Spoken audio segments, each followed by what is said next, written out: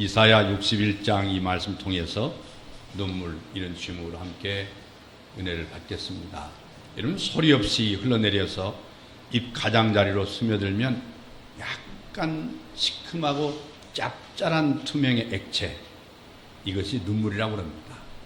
근데 리차드슨의 대하소설에 보면, 파멜라라는 이 소설에 보면요, 이 동명의 슬픈 여주인공이 자신의 흐른 눈물, 마치 그 시큼하면 사랑의 눈물이고 짭짤하면 슬픔의 눈물로 분간한다는 독백이 나옵니다. 정서의 변화에 따라서 눈물의 화학 구조가 달라진다고 한다면 정말 눈물은 아주 제주꾼이 아닌가 이렇게 싶습니다. 깜빡일 때마다 조금씩 분비돼서 안구를 적시고 그리고 먼지를 씻어내는 것이 하나님이 눈물에게 준 사명인 것 같습니다. 가느다란 누수는 이 역할을 감당하기 위해서 하루에 1 내지 1.2g의 눈물을 자기 자아내기에도 벅찬데, 슬플 때는 왜 그지 걷잡을 수 없이 많은 분량의 눈물이 쏟아지는지. 우리 옛 어른들이 말하듯이 눈 아래에 눈물보가 있는데 하나님이 이 눈물보를 막는 둑을 쌓을 때 마침 어머니가 돌아가셔서 울며불며 엉성하게 쌓았기 때문에 그 눈물이 잘 터져서 흐른다, 이런 말이 있는데, 젊었을 때 극장에 가 앉았으면요, 곁에서 뒤에서 흐른 눈물을 걷잡을 수 없이 하는 부녀자를 곧잘 우리가 느낄 수가 있지만은, 그럴 때마다 세상 살기에 갑박하고 구두창이 구멍나고 부러진 안경테를 실로 걸어서 메고도 경련이 나도록 세상 살맛을 느끼곤 했는데, 이 불 꺼진 항구의 고동소리며 또 버들잎 외로운 이정표 운운한 유행가 가락에도 신세를 투영시키려면 이 눈물보 둑이 그냥 터질락 말락 했던 기억이 있습니다. 현재 요즘은요, 오랜 가문 끝에 눈물보가 말라서 바닥이 거북등처럼 말라버렸는지 눈물을 찾아볼 수가 없어요. 여러분, 교회에 와서 눈물 흘린 사람 참 이제는 존경할 때가 됐습니다. 눈물 흘리지 않습니다. 그뿐만 아니라 지금 시대가 아주 각박한 뿐 아니라 우리는 말세란 말도 잘하지 않잖아요. 엄청난 더위가 117년 만에 이렇게 더위가 되고 내년엔 더 덥다고 그래요.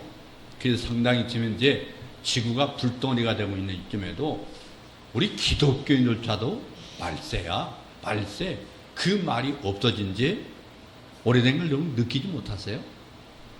말세라는 소리가 옛날에 많았는데요, 지금 종말이야, 말세야, 이런 말을 들 수가 없었어요. 왜 그러냐? 우리 예수 믿는 사람도 점점점 노아시대처럼 이렇게 과학이 발달하고 세상 잘 먹고 잘 지내고 마음만 먹고 전 세계 비행기 타고 여행하고 이런 때 예수님이 오신다니, 예수님 재림한다니 정신 마련하지 말라, 이럴 정도로 기독교인들마저 지금 변질됐습니다. 복음이 사라진 지 오래됐어요. 이제는 기독교인은 찾아보기 어렵고 종교인은 간혹 교회마다 넘친다고 볼 수가 있습니다. 그 이유가 뭐겠어요? 오늘 영적으로 혼돈한 시대예요. 이런 드라마에서 소리 없이 그냥 소리만 운다. 옛날 아이들은요, 꾸짖으면 잘못 뉘어치고 그냥 눈물 뚝뚝 흘면서 우는 채라도 했는데요, 옛날 여인들은 울음으로 가장 강력하게 자신을 대변했습니다. 그런데 쌍꺼풀 수술할 때 눈물보를 밀어버렸는지 요새 여자들 잘 안 울지 않아요. 왜? 쌍꺼풀 할 때 다 눈물보를 다 제거했는가 봐요. 현대인들은 눈물이 없어요. 현대인들이 눈물이 없다는 건 그만큼 마음이 강팍해졌다, 이렇게 볼 수가 있습니다. 그 세인트 모니카라고 어거스틴의 어머니가 이런 말했죠. 아들아, 내 치마폭에는 눈물과 기도가 담겨져 있단다. 그래서 눈물은요, 머리에서 나오는 게 아닙니다. 눈물은 마음에서 흘러나옵니다. 그래서 눈물의 아들은 결코 멸망하지 않는다고 세인트 앰브로스, 그 암브로스라고 하는 이 신부지만 이 신부가 어거스틴의 어머니한테 이 말씀했다고 그러잖아요. 여러분, 죄인이 피난처시여 우리를 도우소서. 우리가 이 마지막 때 하나님 앞에 눈물로 기도할 때가 아닌가. 이 눈물이라고 하는 것은 눈 속에 있는 누선에서 나오는 일종의 분비액입니다. 이 성분이 보면 이 소듐과 칼슘이 약간 들어있어요. 이 주 성분은 소듐 염화물이라고 그러는데, 그리고 알부민 성분도 약간 그 속에 들어가 있습니다. 그러나 성경이 말하는 눈물은 의학적인 성분의 눈물을 말하는 것이 아니라 정신적이고 영적인 문제에 대해서 말씀하고 있는 거예요. 이 신구약 성경을 살펴보면 눈물을 흘린 사람들의 이야기가 기록되어 있습니다. 그리고 그 눈물 다음에는 반드시 놀라운 일이 일어났어요. 그건 눈물을 흘린 사람의 생애에 놀라운 변화가 일어났고 기적이 뒤따랐습니다. 톨스토이는 그의 명작 유명한 부활에서 이런 말을 했어요. 자신의 정신적 존재의 각성을 기뻐하는 눈물이 선한 눈물이다. 선한 눈물이다. 이 말의 뜻은 못 먹고 못 입고 못 살아서 흘리는 눈물보다는 정신적인 각성 때문에 흘리는 눈물이라야 그 눈물이 가치 있는 것이고 그 눈물에 의미가 있다. 이런 해석입니다. 예를 들면 다음 주일은요, 무슨 주일인지 잘 모르시죠? 다음 주일은 이산 가족의 날입니다. 이산 가족의 날이에요. 근데 지난 2000년도 8월 15일부터 3박 4일 동안 연일 3개의 빅뉴스였던 날이 있었죠. 남과 북, 그 북과 남의 부모, 형제, 자식, 조카, 손자, 손녀들이 50년 만에, 그 당시 50년 만에 해우에 쏟아놓았던 눈물은 전 세계가 같이 울었어요. 가장 심한 눈물이었습니다. 야곱과 에서 간의 눈물의 만남, 야곱과 그의 아들 요셉 부자 간의 통곡의 상고, 집을 나간 소식이 없던 아들을 매일 기다리는 아버지와 탕자와의 기쁨의 눈물겨운 장면이 성경에 있습니다. 그리고 그 고귀한 눈물들이 수없이 흘렸던 흔적으로 성경에 얼룩져있는 눈물이 있는데, 시편 6편 6절에 보니까 자신의 죄를 뉘우치며 흘렸던 다윗의 통곡의 눈물이 있어요. 묘가 썩도록, 베갯잎이 썩도록 흘렸던 눈물이 있고, 욥기 16장 20절 보면은 고난 속에 흘렸던 욥의 기가 막힌 통곡의 눈물이 있습니다. 뿐만 아니라 이사야 38장 5절 보면 죽음의 절망 속에서 흘렸던 히스기야 왕의 그 회개의 눈물, 통곡의 눈물, 하나님께서 15년 동안 생명을 연장해 주셨던 그 히스기야 왕의 회개의 눈물이 있고, 에레미야가 1장 12절 보면은 고난당하는 민족의 아픔 때문에 흘렸던 에레미야의 눈물이 있습니다. 에레미야의 눈물의 선지자, 자신의 고단한 과거를 뉘우치면서 눈물로 예수님의 발을 씻었던 어느 창녀의 눈물이 누가복음 7장 38절에 기록되어 있고, 병든 자식을 위해서 흘렸던 어느 아버지의 눈물이 마가복음 9장 24절에 말씀하고 있고, 죄인을 위해서 흘렸던 우리 주님의 눈물이 히브리서 5장 7절 말씀에 기록되어 있어요. 오늘 주신 말씀은 이사야서 61장 중심은 여호와 은혜의 해라, 이런 말로 한마디로 정립할 수가 있습니다. 내기 25장 10절 말씀대로 제50년을 거룩하게 하여 전국 거민에게 자유를 공포하라. 이에는 너에게 희년이니 너희는 각각 그 기업으로 돌아가며 각각 그 가족으로 돌아갈지며. 희년을 말씀하고 있습니다. 희년이라는 말은 좋을 희자입니다. 좋을 희. 그래서 바로 777 마지막 50년이 희년입니다. 여호와의 은혜에는 여호와께서 내게 기름을 부으사 하신 그리스도 예수의 구수로 말미암아 주어질 복음을 의미하는 것이 바로 오늘 본문 1절의 말씀입니다. 그리고 그리스도의 구속으로 이스라엘 백성의 눈물 대신에 기쁨을 주시겠다는 은혜의 약속의 말씀이 오늘 이사야서 61장 말씀입니다. 오늘 본문에 보니까 우는 사람들은 어떤 사람들이었습니까? 1절로 3절에 보니까 울 일이 있는 사람들, 우려할 사람들, 그리고 울면서 살아가는 사람들의 명단이 있습니다. 이들은 하나님의 언약 관계에 있는 백성인데 언약을 저버린 탕화와 같은 이스라엘 백성들의 아픔의 참상의 눈물입니다. 이 눈물은 가난한 사람들이었어요. 하나님을 떠난 인생들은 바로 땅은 가시와 엉겅퀴가 일어난 만큼 하나님을 떠난 이스라엘 언약 백성에는 가난할 수밖에 없어요. 1절 보니까 가난한 자, 마음 상한 자, 포로된 자, 갇힌 자라고 말씀하고 있어요. 영적으로, 육적으로, 물질적으로 모든 것이 가난한 자, 포로된 자가 괴름을 당한다는 뜻이지 않겠어요? 하나님을 떠난 언약 백성들의 그 결과는 괴로움이었어요. 가난한 자의 뜻은 희년을 절실히 간구하는 간절히 회개하는 자들의 모습입니다.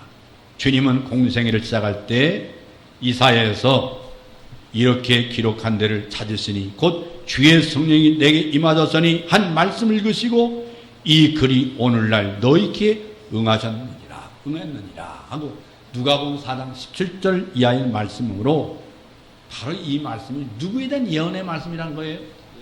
예수 그리스도의 예언의 말씀인데 서육시하신 예수님이 너희 앞에 있지 않느냐. 이사의 언약이 오늘 너에게 이루어졌도다. 할렐루야. 문맥대로 보면요, 이사야서 59장 16절에 자기 발로 스스로 구원을 베푸시며 말씀했어요. 또 이사야서 60장 1절 보면 일어나라 빛을 발하라 이런 말씀하시고 61장 1절에 와서 그 약속대로 포로된 자에게 자유, 갇힌 자에게 노임을 전파하며 하나님의 구원의 계시가 점진되고 있다는 사실을 깨달을 수 있습니다. 여호와의 계시는 점진적 계시입니다. 주님께서 마태복음 5장 3절에 심령이 가난한 사람 복이 있다고 그랬습니다. 바로 그 가난한 사람들을 의미하는 거예요. 심령이 가난한 자. 이러면 어떤 사람 목사님들이 그렇게 얘기하더라고요. 동양은 5복인데 성경 8복이 있다고. 그렇기 때문에 성경에는 3가지 복이 더 있으니까 예수 믿으면 복을 3가지나 더 받는다고. 정신없는 성경 해석하고 있는 거예요. 여러분 진정으로 여호와의 언약을 저버리고 회개하는 자는 심정이 가난한 자예요. 우리의 구세주를 간절히 사모하는 자, 가난한 자예요. 여러분 돈이 없어 가난한 사람들은 울면서 살아갈 일이 많고 바로 살며 바를 믿고 살아가는 사람들도 울 일이 많습니다.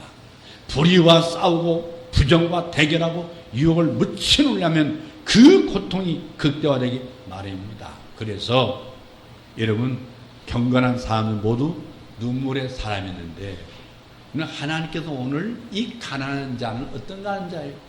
너희들의 형편이 나를 떠나서 너희 형편들이 이렇게 되었지 않느냐? 내가 이 가난한 너희를 위해서 하나님의 언약의 계시의 말씀을 준다. 그 계시자 언약의 아들이 오시면 너희들이 가난한 자에서 노임을 받을 것이다. 두 번째는 마음이 상한 자예요. 죄로 말미암아서 결국 마음이 깨어진 자를 의미합니다. 깨어졌다는 것은 회개하고 통회하는 걸 의미하죠. 시편 51편 17절 말씀 보면은 이 하나님이 구하는 제사는 어떤 심령이라고 했어요? 상한 심령이라고 했어요. 하나님이여 상하고 통회한 마음을 주께서 멸시치 아니하시리라. 다윗이 눈물로 고백하고 있어요. 눈물로.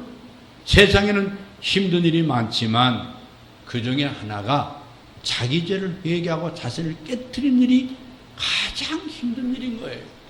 가장 힘들어. 하나님은 자기를 깨트리고 난 상한 심령 속에 흘러나오는 눈물을 보십니다. 그 눈물을 용서하십니다. 그 눈물을 기뻐 받으십니다. 할렐루야. 세 번째 오늘 보니까 포로된 자가 있다고 그랬어요. 포로에는 두 종류가 있다고 봐요. 하나는 정치적인 포로이고 또 하나는 영적인 포로가 있습니다. 정치적인 포로는 전쟁에 졌을 때 되는 것이고 영적 포로는 욕심으로 말미암아 죄에 사로잡혔을 때 사탄에게 묶인 자가 바로 영적인 포로된 자입니다.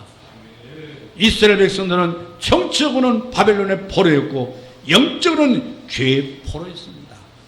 그 다음에 갇힌 자가 됐다고 그랬어요. 힘이 없어 억울하게 갇힌 사람들 말하는데 왜 힘이 없어졌어요? 여호와의 언약을 저버렸기 때문에 저는 힘이 없어졌어요. 하나님께서 개인적인 힘뿐 아니라 국가의 힘이 없어졌죠. 나라를 하나님 뺏어버렸죠. 하나님의 촛대를 옮겨버렸죠. 그러므로 갇힌 자 됐어요. 본문 2절 말씀 보면은 네 가지 모두 앞에서 말씀드린 것을 통틀어서 뭐라고 말했냐면 모든 슬픈 자들이라. 모두가 다 슬픈 자들이다. 이들이 가난해서 울고 마음 아파서 울고 포로되고 옥에 갇혀서 우는 사람들이에요. 어떤 철학자는 인생은 단 두 번의 울음으로 끝난다고 말했어요. 인생 한 번은 요람에서 태어날 때 울고 또 한 번은 무덤에서 운다. 인생의 막이 열리고 닫히는 이야기를 한마디로 말하고 있는 거예요. 남편을 잃고 망하는 자살하여 대성통화하는 젊은 여자가 있습니다. 이웃들이 이 우는 여인을 달래고 또 달래고 애씁니다. 그래도 울음이 그치지 않아요. 계속 통곡하고 말리는 소리가 슬픔을 더욱더 더해갈 무렵 남편과 사별한 지 12년이 된 초로의 여인이 그 집에 찾아왔어요. 그리고 우는 여인을 달래던 사람들에게 실컷 울게 내버려 두어 실컷 울게. 이유는 울고 싶을 때 실컷 울기라도 해야 한이 풀린다는 얘기겠죠. 실컷 울면. 그러나 한없이 운다고 한이 풀린 것도 아니고 슬픔이 해결되는 것도 아닙니다. 그런데 오늘 보면 슬픔을 해결할 수 있을까? 누가 이 슬픔을 그렇다면 해결할 수 있을까? 오늘 우리가 함께 읽은 말씀 보면은 내게 기름을 부으사 나를 보내사. 여기서 말하는 나는 누구겠어요? 언약의 자손. 창세기 3장 15절에 내가 하리라고 언약하신 언약의 아들 예수 그리스도를 말하는 거죠. 예수 그리스도께서 오셔서 우는 자들의 우는 사연을 들으시고 슬픔을 해결해 주시겠다는 약속의 말씀. 운다고 한이 풀리고 대성통곡한다고 슬픔이 가시는 것이 아닙니다. 슬픔을 해결하시는 주님은 내게로 오라고 말씀했는데 아니 주님이 먼저 내게로 오셔야만 내 눈물이 해결됩니다. 울어야 될 이유가 없어지게 되는 것입니다.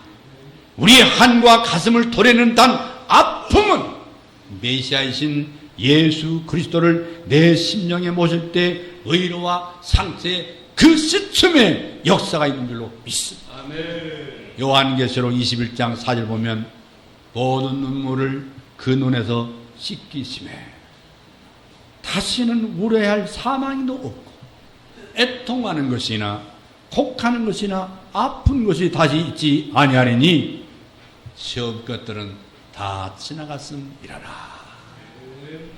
우주 예수님은 온 세상 사람들의 모든 눈물을 닦아줄 수 있는 엄청난 능력을 가지고 있는 줄로 믿습니다. 오늘 본문에 말씀하신 같이 가난한 자에게 아름다운 소식을, 마음이 상한 자를 고치고 포로된 자에게 자유를, 갇힌 자에게는 노임을 전파해 주신다고 말씀했어요. 흐르는 눈물만 닦아주는 게 아닙니다. 근본적인 문제를 모두 해결해 주시기 때문에 다시 가난할 필요가 없습니다. 다시 마음이 상할 필요도 없습니다. 포로되지 않습니다. 갇힐 필요가 없습니다. 여러분 자신의 눈물의 힘으로는 내 슬픔을 해결할 길이 없습니다. 우리 대한민국의 이 결의 아픔, 이산가족 1000만 명의 아픔 모두가 인간의 눈물로는 해결할 수가 없습니다. 오직 하나님만이 우리 민족의 한과 우리 민족의 눈물을 씻어줄 수가 있습니다. 어떻게 해결해 주시겠습니까? 세 번째로 바로 은혜의 해와 신의 날을 전파하며, 은혜의 해와 신의 날을 전파하며. 아까도 말씀드렸지만 레위기 25장을 보면 희년 제도가 거기에 기록되어 있습니다. 희년이라고 하는 것은 7년마다 안식년이 돌아오잖아요.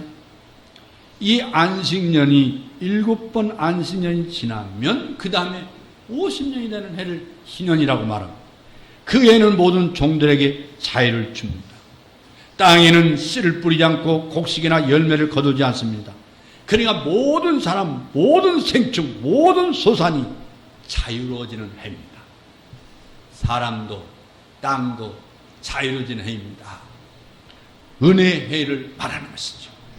여호와의 은혜로 말미암아서 자유로워진다. 이런 우리 민족이 이념의 갈등으로 이산민족 분단 조국이 된 지가 지금 이제 벌써 74년 됐지 않습니까? 이런 2000년 광복절을 맞았을 때요, 그때 이상으로 1000만 명이라고 했어요.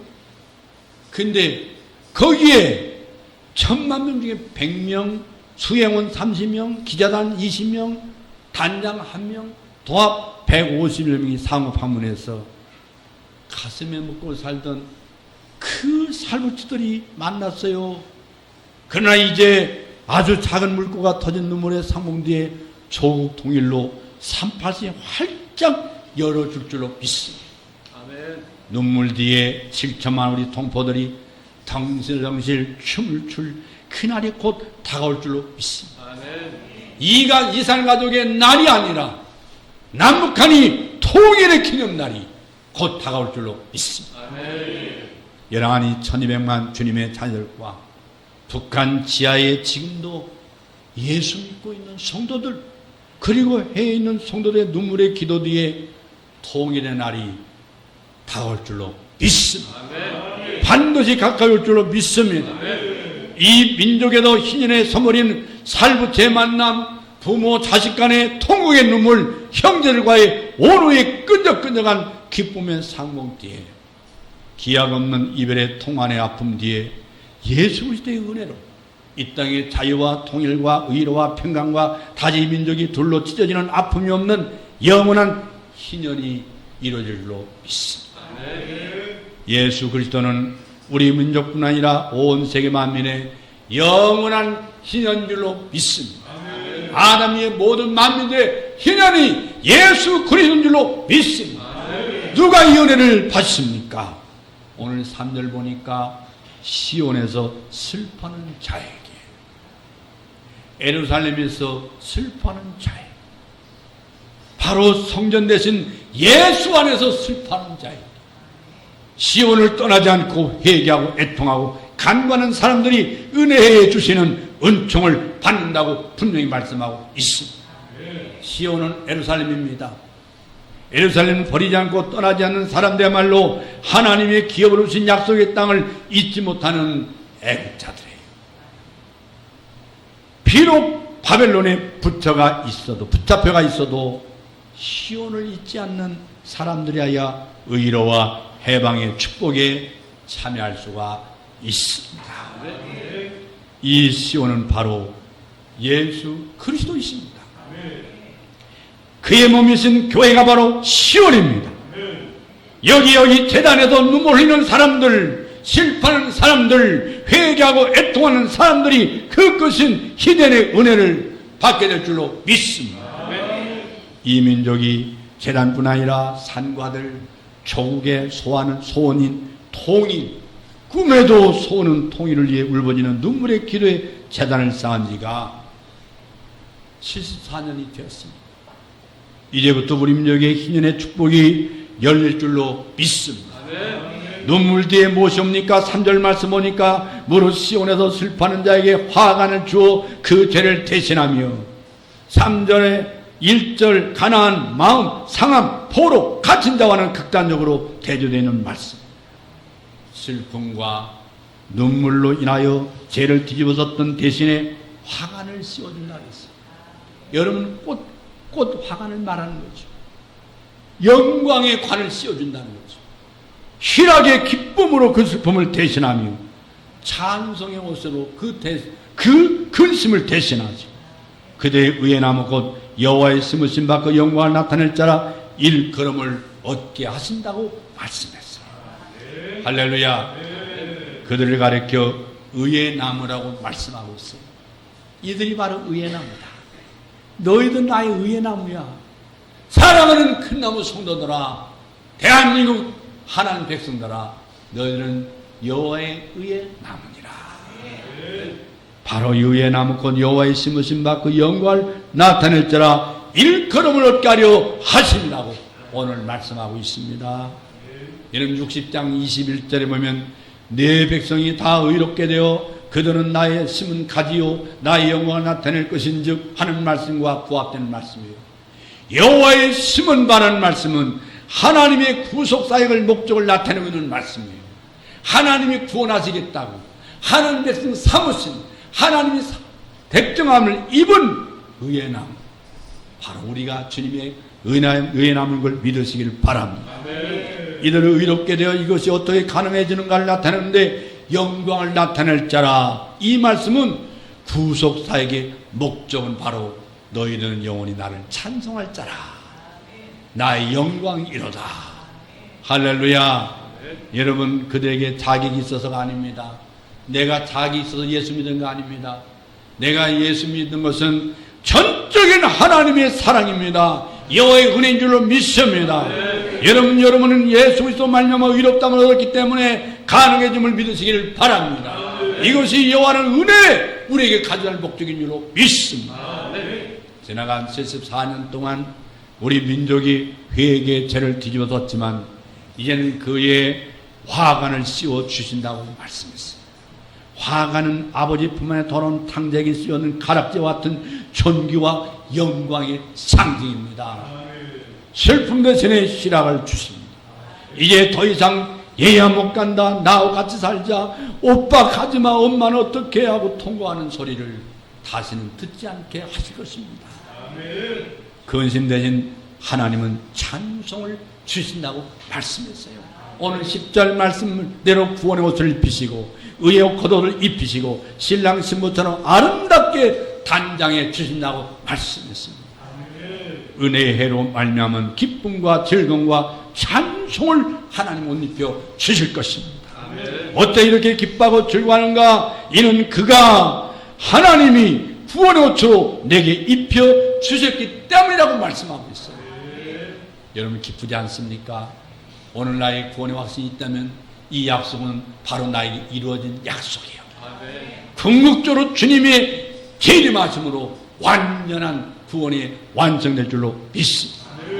아담과 하가 벌거벗은 몸을 가려주기 위해서 가죽옷을 지어 입히시나 장세기 3장 21절의 말씀같이 우리의 죄와 허물을 예수님의 십자가의 죽음과 그 피와 살이 찢어짐으로 말미암아 예수님의 대속의 은혜가 우리에게 입혀진 줄로 믿습니다.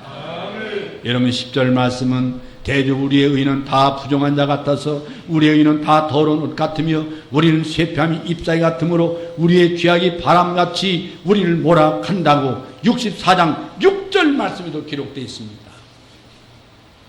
우리는 쇠뺨이 잎사귀 같다는 말씀은 아담과 하가 무화과 잎으로 벌거벗은 수치를 가려보려고 한 장면을 연상할 수 있습니다. 그러나 자신들이 만든 잎사귀 옷으로 하나님 앞에 설 수 있어요.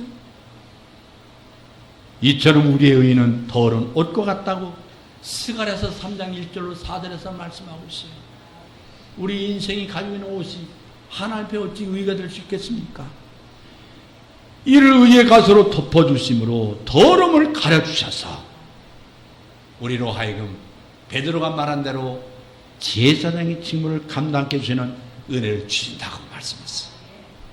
이것이 주의 은혜로 말미암은 선물이요 여호와로 인하여 크게 기뻐하며 나의 하나님을 인하여 즐거워할지로다.